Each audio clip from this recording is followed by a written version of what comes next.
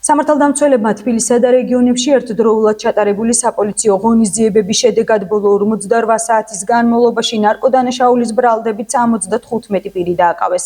აღნიშნული შესახებ შინაგან საქმეთა სამინისტროში გაამართულ ბრიფინგზე მინისტრის მოადგილემ გიორგი სახოკიამ განაცხადა, როგორც სახოკია აღნიშნავს, ამოღებულია განსაკუთრებით დიდი ოდენობით ნარკოტიკი.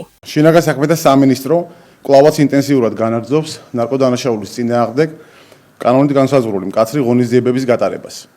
სამართალდამცველებმა თბილისსა და რეგიონებში ერთდროულად კიდევ ერთი წარმატებული საპოლიციო ღონისძიება ჩაატარეს.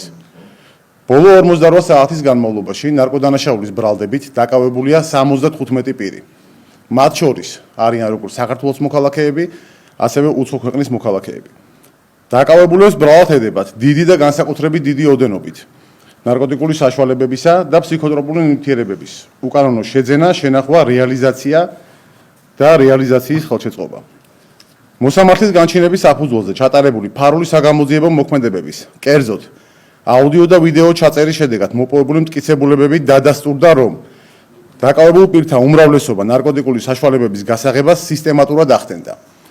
ისინი რეალიზაციისთვის სხვადასხვა გზებსა და მეთოდებს მიმართავდნენ. სამართალდამცველებმა ბრალდებულების პირადი ავტომობილებისა და საცხოვრებელი სახლების შრიკის შედეგად, ასევე ჩატარებული საგამოძიებო ექსპერიმენტის დროს მათ მიერ მითითებული ადგილებიდან მივტკიცებად ამოიღეს სარეალიზაციოდ გამზადებული დიდი ოდენობით ნარკოტიკული საშუალება და ფსიქოტროპული ნივთიერება, მათ შორის კოკაინი, ჰეროინი, ალფა პვპ, MDMA, მეთადონი, სუბოტექსი, ბუპრენორფინი, პრეგაბალინი, ლირიკა და მარიხუანა. პოლიციის მიერ ასევე ამოღებულია თესასროლი იარაღები, ნარკოტიკული საშუალებების დაფასებისთვის საჭირო მასალები და სავარაუდოდ ნარკოტიკების რეალიზაციის შედეგად მიღებული თანხა. გამოძიება საქართველოს სისხლის სამართლის კოდექსის 260, 260 ტერცია, 260 კვარტა და 271 მუხლებით მიმდინარეობს, რაც 20 წლამდე ან უვადო